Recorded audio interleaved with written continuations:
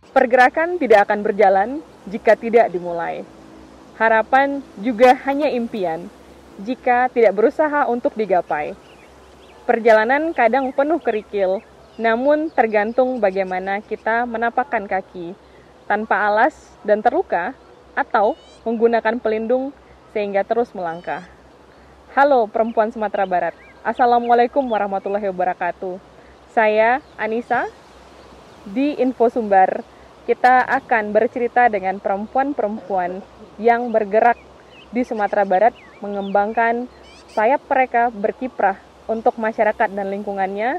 Kita ingin tahu bagaimana mereka memulai pergerakan tersebut sehingga bisa menginspirasi kita semua. Bersama kami di sini, bersama saya di program Perempuan Sumatera Barat Bercerita.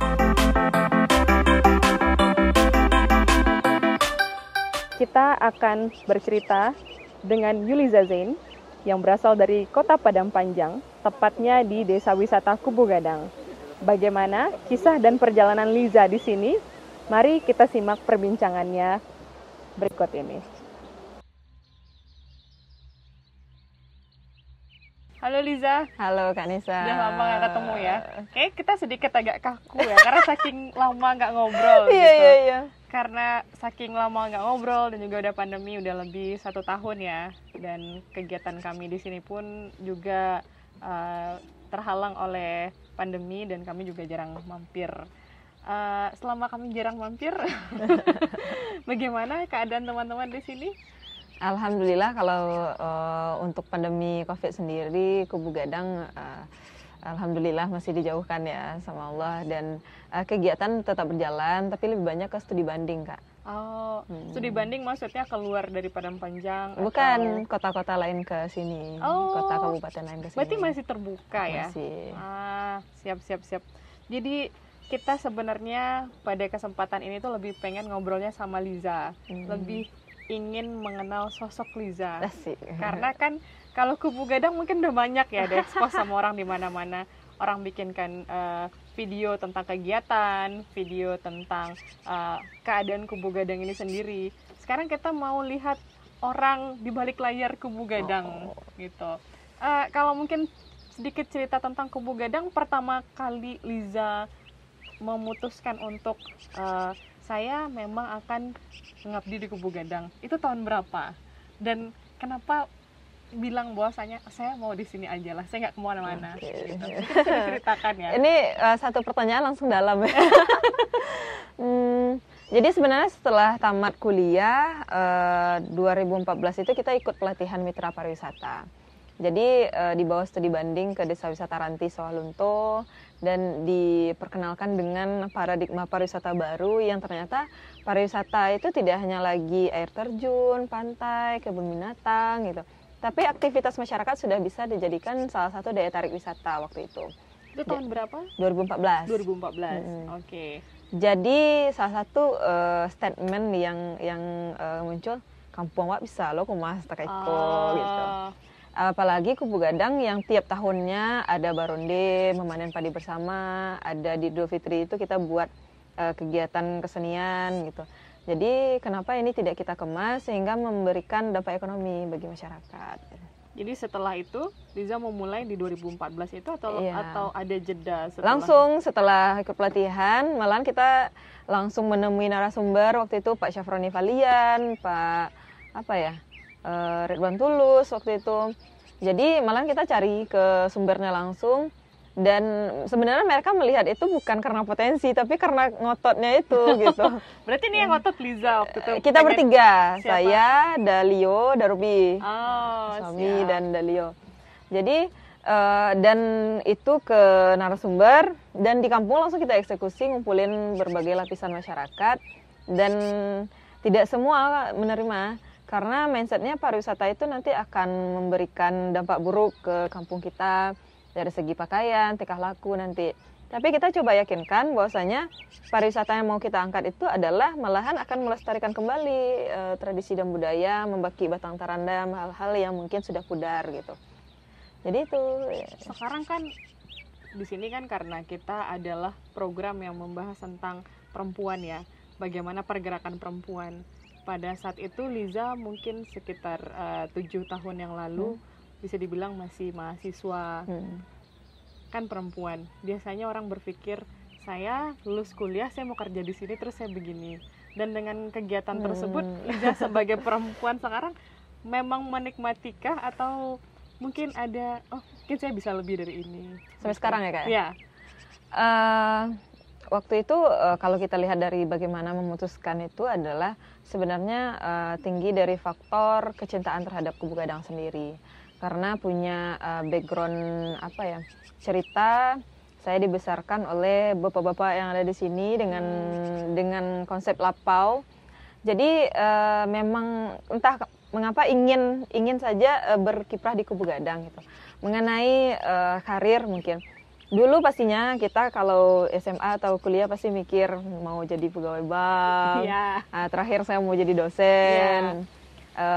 Terus karena jurusan akuntansi pengen jadi auditor gitu.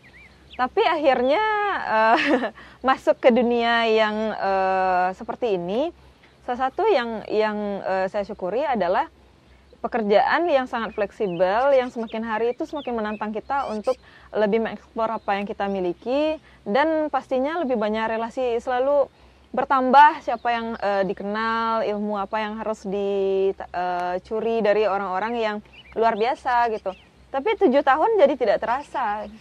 Kalau nggak salah dulu Liza juga pernah jadi duta wisata. Itu tahun berapa? 2015. 2015. Berarti setelah Kubu Gadang ini diinisiasi oleh teman-teman waktu itu berarti ya, baru mendaftar untuk itu. Niatnya jadi duta wisata supaya Kubu Gadang itu terekspos. Pernah nggak sih?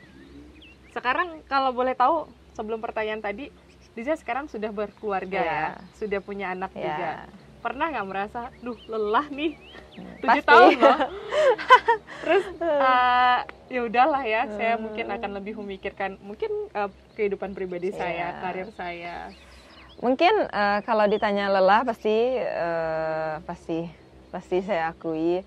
Tapi itu nggak tahu kenapa setiap perjalanan lelahnya itu pasti ada saja yang membuat bangkit kembali gitu. Apakah dengan kedatangan Kanisa, kedatangan GP Award, kedatangan dari teman-teman yang seakan-akan Allah menakdirkan perjalanan ini tidak untuk berhenti gitu. Tapi mungkin ya dari segi finansial atau mungkin masa depan kadang berpikir mungkin kalau tidak begini pasti akan lebih besar atau lebih apa.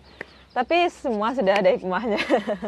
Kalau bisa dibilang dengan perjalanan yang mungkin melelahkan, yang memang terkadang memang ada yang tiba-tiba datang, terus tiba-tiba saya bangkit kembali. Ada nggak sih hal yang paling memotivasi diri sendiri pada hari ini?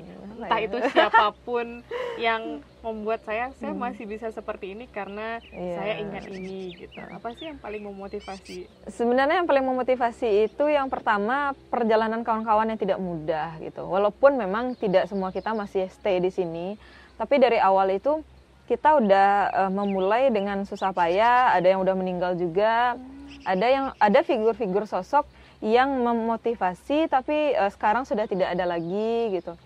Dan apa sih sebenarnya semua hal-hal yang sudah dikorbankan itu sayang untuk dihentikan gitu. Jadi setelah semakin lama menjalin komunikasi dengan orang-orang luar biasa dan desa-desa wisata lain gitu, kita akhirnya punya mimpi besar gitu. Bagaimana apa yang sudah kita kerjakan kurang lebih 7 tahun ini benar-benar memberikan dampak luar biasa bagi masyarakat Kubu Gadang khususnya. Misalnya kalau kita lihat Pujon Kidul bisa membuka lapangan pekerjaan untuk 85 orang pemudanya dengan 1 tahun itu omset miliaran gitu. Kita mau sampai ke titik itu gitu. Dan saya dengan background sarjana ekonomi itu kayak memang itu salah satu hal yang membuat ini harus jadi gitu. Walaupun sekarang kalau dikatakan perjalanan itu dari sampai 6 tahun kemarin sebelum pandemi itu sudah sampai batasnya atau belum, kita malah puas dengan reservasi tamu udah sampai 200 juta dalam 1 bulan. Tapi cancel semua karena pandemi. Tapi ini mungkin ujian lagi untuk kita semakin kuat mentalnya untuk mengembangkan ini. Luar biasa ya, perjuangannya memang kalau untuk menjadi besar memang kita butuh sebuah hal yang tidak langsung aja berjalan dengan mulus, pasti ada tantangannya. Tapi dalam perjalanan yang panjang ini, siapa sih yang paling mendukung? Apakah keluarga memang support atau keluarga malah berpikir bahwasanya ngapain sih siang malam bertahun-tahun seperti ini, atau keluarga malah wah luar biasa ya gitu? Sebenarnya yang paling support kalau dibilang keluarga, jujur mungkin Kanisa juga tahu kalau mama sebenarnya agak kecewa karena ingin anaknya itu mungkin ya tahulah misalnya di perusahaan atau dengan karir yang luar biasa. Tapi apalagi saya sempat S2 dan juga nggak lulus kan. Jadi pastinya ini ajang pembuktian kepada mama bahwasanya apa yang dikorbankan sebelumnya itu pastinya nanti akan membuahkan hasil. Kalau untuk misalnya suami sendiri, sebenarnya Darobi suami itu mengingin agak gini, kenapa sih harus begini gitu? Karena mungkin saja dia bisa melihat istrinya santai di rumah atau kalaupun harus seperti ibu rumah tangga atau memang pekerjaan yang lebih tidak memusingkan seperti ini. Karena dia melihat sendiri bagaimana istrinya di fitnah kadang, di banyak haters di media yang kadang banyak gunjingan juga gitu. Tapi karena mungkin melihat saya sangat ngotot dengan ini, ya akhirnya beliau memberikan izin seluas-luasnya untuk berkarya gitu. Luar biasa ya. Jadi tentu dong kita kalau misalnya kita juga down dan orang lain juga nggak support, pasti kita juga udah males. Tapi karena ada yang support, tentu akan tetap berjalan. Nah, karena memang ada yang support dan memang perjuangan ini udah kadung, bisa dibilang udah panjang, apa mimpi yang akan dilaksanakan setelah ini, yang ingin diwujudkan setelah ini? Jadi mimpi besar saya dan kawan-kawan itu saya jadikan mimpi besar Kubu Gadang, entah itu memang masyarakat mengimpikan itu atau tidak. Tapi yang jelas dengan adanya pandemi semakin menantang kita untuk bagaimana mengembangkan spot-spot terbaiknya Kubu Gadang gitu.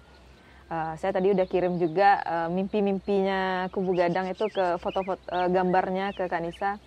Jadi membuat dari kita yang yang berdasarkan paket wisata minat khusus menjadi paket wisata yang menjadi destinasi wisata yang reguler, bisa didatangi orang dengan kondisi apapun. Dan sekarang ini sebenarnya banyak yang belum tereksplor, kayak area perbukitan, area yang ada beberapa kolam yang pasif gitu. Dan mimpi besarnya tadi yang kayak bisa membuka lapangan pekerjaan untuk teman-teman dan masyarakat Kubu Gadang. Kalau tidak salah, Liza dulu waktu yang pertama kali memperkenalkan Silek Lanyah ini ya, waktu itu sempat jadi pemuda inspiratif, pemuda pelopor ya. Itu tahun berapa? 2017 dan itu juara 1, juara 2. Tapi berangkat ke pusat, ke Jakarta. Iya. Kalau nggak salah waktu itu lagi hamil ya. Iya. Jadi waktu itu bagaimana tuh? Jadi penilaian itu pemuda pelopor itu mulai dari hamil muda. Oh, okay. Nggak salah itu Februari kalau saya nggak salah, Februari Maret itu. Jadi di tes ada kompetisi provinsi dulu, akhirnya juara 1. Dan akhirnya ada flag pending. Jadi yang juara 1 di provinsi itu tidak langsung ke Jakarta, harus ditinjau lapangan dulu oleh orang Jakarta gitu. Jadi sampai di hampir 8 bulan orang Jakarta tinjau lapangan. Itu sampai di bulan sini. Apa itu? Bulan tadi kan Februari, berarti itu kelahiran Oktober, berarti September. Oh. Jadi cuman pertanyaan orang Jakarta, pertanyaannya saya cuma satu, apakah dia bisa dibawa ke Jakarta? Bukan masalah layak atau tidak layaknya gitu. Jadi waktu itu Angku Datuk Sati mengatakan insya Allah bisa aja. Tapi sebenarnya saya agak ragu kan, karena prediksinya Oktober itu memang melahirkan. Jadi setelah keluar hasil dari tinjauan lapangan, kalau Kubu Gadang memang masuk ke nasional, itu langsung ada perdebatan luar biasa antara si pro dan si kontra untuk saya tetap berangkat ke Jakarta. Okay. Karena tidak bisa diwakilkan. Walaupun Cici bisa mewakili waktu itu, tapi benar memang harus sosoknya gitu. Okay. Kalau tidak gagal gitu kan. Jadi bagi saya sendiri ini merupakan salah satu cara untuk Kubu Gadang bisa dikenal sampai nasional gitu. Karena jika ini bisa jika ini bisa berhasil, maka pastinya nama Kubu Gadang itu tersounding juga di nasional gitu. Jadi akhirnya kita memutuskan untuk suami dibawa, ada bidan, ada bawa berbagai, bidan dari sini? iya, ada berbagai, ada orang-orang dinas gitu. Oke. Jadi akhirnya H-1 kita pergi. Pergi dengan H-1 satu melahirkan maksudnya. Iya. Jadi Kamis waktu itu saya ingat 12 Oktober kita berangkat itu pamit itu sampai nangis-nangis ke sekampung karena apakah ini akan selamat atau tidak gitu. Pertaruhannya itu ada nyawa gitu kan. Kalau sampai saya selamat, anaknya yang tidak selamat misalnya. Okay. Jadi ya kita Bismillah, walaupun sebenarnya semuanya udah apakah ini keputusan yang benar. Ternyata Angku Datuk Sati sendiri baru mengakui setelah semua kejadian, sejujurnya dia yang paling merasa bersalah. Kenapa? Karena ya pasti bisa gitu kan. Tapi ternyata di hatinya mungkin kalau terjadi apa-apa berarti dia yang paling tanggung jawab ya. kan. Jadi kita akhirnya sampai, jadi Pak Lano ikut juga. Kita ceng pesawat, para orang dinas dengan Citylink, kita yang pakai Garuda gitu. Okay. Jadi uniknya kita nonton bukaan 7 di pesawat. Kita nggak berpikiran kalau besok saya akan melahirkan gitu kan. Jadi malam. Jadi di pesawat itu ada bukaan? Enggak, maksudnya kita nonton film gitu. Cuman saya nggak membayangkan kalau itu akan terjadi besok gitu kan. Jadi kegiatan tetap dilanjutkan. Saya tetap kegiatan sampai jam 2 malam bersama teman-teman se-Indonesia. Jadi besoknya saya di jam dapat lot nomor 9. Dan itu kayak sidang skripsi. Kita sendiri dipanggil ke dalam ruangan dan ternyata itu sudah sakit pinggang, sudah yang nggak kuat sebenarnya. Jam 1:30 tetap dijalani prosesnya. Jam 4 selesai. Dan akhirnya jam 6 malam semua perjalanan sakit itu mulai. Jam 8 kita langsung sampai ke rumah sakit. 9:53 lahir gitu. Dan sampai di rumah sakit itu udah bukan 8. Luar biasa. Iya. Sampai rumah sakit sudah bukan 8 yang akhirnya semua mereka tadi jadi saksi di luar tirai kan. Memang di luar tirai, nggak di luar pintu, Kak. Jadi di luar tirai itu yang itu teman-teman kayak peserta yang peserta enggak, cuman yang orang-orang dinas atau itu udah jadi saksi gitu pada kan. Nungguin.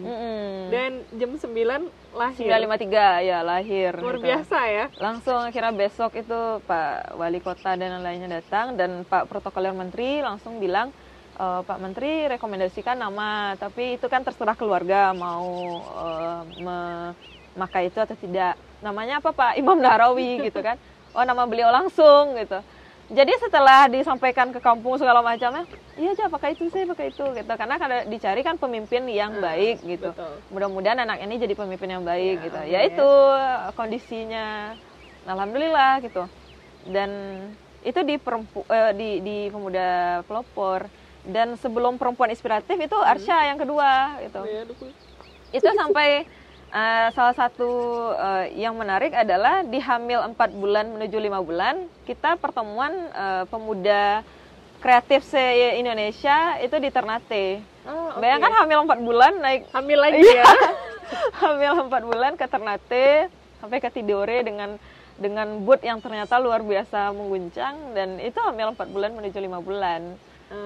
Jadi ternyata ya tadi Kak nanya tentang motivasi. Ada hal-hal yang mengejutkan yang diberikan Allah ketika mungkin mental saya menurun atau gimana. Tapi ada perjalanan-perjalanan yang unik gitu.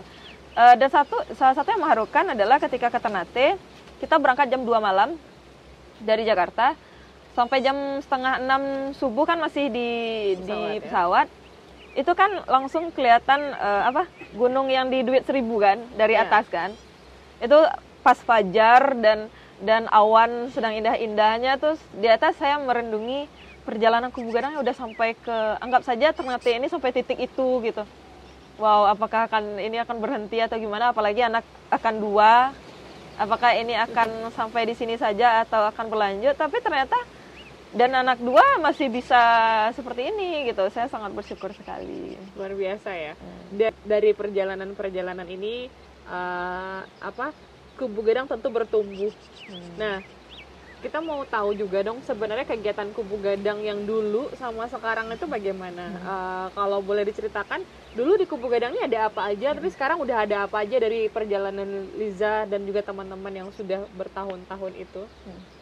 Jadi dari awal yang kita mulai aktivitas masyarakat masih tetap seperti ini, dan 2000 sampai 2016 2017 itu kan diliput media sampai Trans TV, Trans 7 gitu. Dan 2018 kita didatangi menteri dari tim kementerian, dan akhirnya dijebolkan untuk ada program pasar digital gitu. Jadi sebelumnya yang kampung biasa, sebenarnya kalau kita lihat view itu lebih bagus beberapa daerah lain kan di Sumatera Barat. Kita memang nggak punya terlalu wah, kita cuma punya 3 gunung, view 3 gunung, ada sawah seperti biasa, kita nggak punya air terjun, nggak punya sungai gitu. Tapi yang membedakan adalah sebenarnya nama Kubu Gadang itu sendiri, ketika orang kampung ini melihat nama. Jadi nama Kubu Gadang itu dulu kalau ditanya tinggalnya di mana, di Ransam gitu, nggak mau nyebutnya Kubu Gadang. Kenapa? Karena tinggal di Kubu Gadang itu kesannya itu kayak perjalanan itu cuma sampai Simpang Gunung gitu, yang kayak nggak apa ya, kayak kampungan gitu Kak. Oh, okay. Bahkan kalau kita waktu SMP itu tinggal di Kubu gitu, jadi kayak agak memalukan gitu.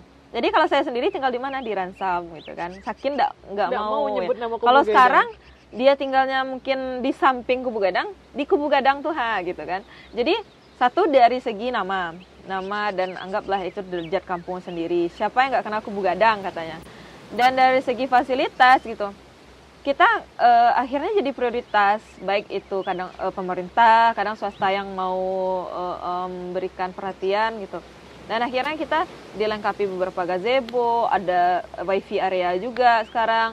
Dan dari kementerian itu kita sudah lengkap dari alat event, alat untuk membuat konten gitu. Dan ternyata menarik juga untuk orang luar melihat Kubu Gadang dengan adanya atraksi. Atraksinya seperti apa? Jadi akhirnya setelah memulai 2014 kita melihat apa sih yang bisa menjadi daya tarik untuk Kubu Gadang gitu. Jadi waktu itu lagi hits Pacu Jawi. Jadi kita coba apa sih cerita-cerita para angku-angku atau yang tua-tua. Akhirnya untuk bisa dikatakan bersilat, itu silat dulu, ujian dulu di lumpur gitu. Jadi cerita itu yang coba kita uji coba, dan teman-teman fotografer waktu itu mendukung, dan ternyata fotonya bagus gitu. Jadi ada atraksi sililahnya, dan randai sekitar yang kita tawarkan ke wisatawan, musik dan tari tradisi yang tidak hanya pertunjukan, tetapi bagaimana wisatawan mencoba experience itu gitu. Jadi untuk makan, segala kearifan lokal makan yang ada di Nagari Gunung itu kita tawarkan ke wisatawan, dari makan baradai, makan bajamba, makan di tengah sawah gitu, makan nasi bakar gitu, makan di rumah warga. Jadi kita tawarkan. Dan wisata edukasi, jadi anak-anak ingin belajar menanam padi, menangkap ikan di sawah, main lumpur dan memandikan kerbau, atau memetik hasil panen warga, itu bisa di Kubu Gadang gitu. Untuk perempuan-perempuan di luar sana ya, bagaimana saran Liza untuk bagi mereka yang belum ada kegiatan nih, masih kayak saya baru lulus kuliah, saya mau ngapain ya gitu, sebagai perempuan. Terutama kalau mereka tinggal di daerah dan di kampung, mungkin kampungnya juga bisa dikembangkan. Menurut Liza, bagi teman-teman atau adik-adik ini, apa sih langkah pertama yang mungkin mereka bisa lakukan supaya mereka juga bisa nanti, suatu hari nanti kampung mereka juga bisa seperti Liza yang lakukan sekarang? Jadi saya paling nggak mau mendengarkan seperti ini. Nih, wak sahun kalau dong ngomong ngale nih kayak gitu kan. Sering ya? Jadi ya. Jadi kegiatannya sekarang apa? Lagi nunggu tes CPNS gitu kan. Jadi sebenarnya kalau saya kembali ke masa 2014 tamat kuliah, kita langsung lihat peluang apa yang bisa kita lakukan walaupun itu kecil gitu. Bahkan saya sendiri sebelum baru memulai waktu itu hal simpel saja, misalnya kita bisa bahasa Inggris yang terlalu tidak berbahasa Inggris seperti Kak Nisa misalnya. Oh, kalau kita nggak bisa ngajarin anak SMP, ya udah ajarin anak SD. Nggak bisa anak SD berarti anak TK gitu. Jangan berpikir semua harus kita mulai dengan semua yang perfect, yang besar gitu. Lakukan hal-hal kecil yang bahkan misalnya ketahanan pangan sendiri bisa terlihat dari hal-hal kecil yang kita tanam gitu. Tapi yang jelas kalau punya passion, punya skill, itu lakukan dari hal yang kecil dulu gitu. Jadi jangan berpikir nanti ini resikonya ini begini, akhirnya membuat kita nggak jadi mulai gitu. Jadi dari yang kita lihat, dari yang saya pribadi jalani, ya melakukan hal kecil apa yang bisa dilakukan, yang berharap itu akan memberikan dampak besar untuk lingkungan sekitar gitu. Berarti intinya mulai aja ya. Mulai aja. Nggak usah gitu. kita berpikir nanti tandeman saya siapa, nanti yang bantu saya siapa. Iya. Pokoknya walaupun hanya memulai pergerakan di depan rumah sendiri dulu harus mulai. Berarti itu ya intinya ya. Saya ingat ternyata perempuan inspiratif Sumatera Barat yang juara 3, saya waktu itu juara 5 peringkat ke-5. Ada yang perempuannya juga ya, khusus perempuan juga jadi ya. Jadi 2019 kan perempuan inspiratif Kak. Jadi peringkat ke-5. Peringkat 1, 2, 3, 4 itu adalah ibu-ibu. Malahan yang juara 3 atau juara 2 itu hanya pemanfaatan lingkungan sekitar gitu. Yang kita anggap itu cuman lingkungan sekitar yang kalau mau masak apa itu ada depan rumah, tapi itu merupakan salah satu kategori perempuan inspiratif gitu. Betul. Jadi termasuk kompetisi. Mungkin ada beberapa teman-teman yang anti kompetisi. Jadi saya sendiri adalah yang nggak terlalu banyak mikir, yang penting kalau ada kompetisi yang sesuai saya ikuti gitu. Dan nggak menyangka juga 2015, 17, 18, 19, kemarin 2020 satu Indonesia Award gitu. Ya nggak mikirin nanti hasilnya bagaimana, yang penting lakukan sebisa kita, apapun yang mungkin menarik bagi kita ya lakukan. Dan ternyata ada sistem tarik menarik gitu loh Kak. Yuli Zazen entah apa kenapa bertemu dengan Kak Nisa gitu. Dan sekarang yang menarik seperti kita di Padang Panjang, tim Masata Padang Panjang itu semua owner-owner pengusaha yang pemikiran Bapak Kepala Dinas itu susah loh ditarik untuk bisa bersatu. Kita sekarang jadi satu tim gitu. Yang ternyata dalam hidup itu memang benar kita akan bertemu dengan orang-orang yang sepemikiran gitu. Betul. Jadi nggak ada yang nggak mungkin. Siap. Berarti intinya mulai. Iya. Nanti pasti Tuhan akan memberikan jalan. Memberikan jalan, yang penting niatnya. Terima kasih banyak Liza untuk waktunya sudah share sama kita semua di sini, terkhusus bagi perempuan-perempuan yang ada di Sumatera Barat, baik itu teman-teman yang masih kuliah atau mungkin masih sekolah atau juga yang udah berkeluarga. Tidak ada ya yang namanya oh saya umurnya udah segini atau oh saya baru segini saya harus begini. Tidak. Yang jelas kita sebagai perempuan intinya adalah kita hanya cukup memulai, nanti hasilnya akan berjalan sesuai dengan apa yang kita usahakan, dan tentu juga Tuhan akan memberikan jalan. Terima kasih untuk Liza, sampai ketemu lagi insya Allah nanti kalau ada kesempatan untuk ngobrol-ngobrol lagi. Siap, terima kasih. Baik, Assalamualaikum warahmatullahi wabarakatuh.